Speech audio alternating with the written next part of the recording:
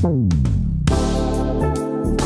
んにちは。皆さん、私のチャンネルへようこそ。もしあなたが搾乳石を使おうとしているなら、ちょっと待ってください。間違った方法で搾乳すると、黙乳の供給がひなってしまうことをご存知ですか？これらの無脱の重要なポイントを知ることがとても大切です。あなたが動くお母さんなら、ウェアラブルポンプが最適です。より多くの黙乳を得るためには、病院グレードの電動ポンプを選びましょう。2黙乳の供給を増やしたいなら、3時間ごとに必ず搾乳してください。搾乳の回数が多いほど黙乳の分泌も増えます。3搾乳前に乳房マッサージをすると黙乳がちょでやすくなり、供給量も増えます。搾乳前にコップ1杯の誰または牛乳を飲むことがとても大切です。虫用語は搾乳機をしっかりと清掃することが重要です。黙乳抑止や搾乳に関するこのようなアドバイスをもっと知りたい方は、ぜひチャンネルを登録してください。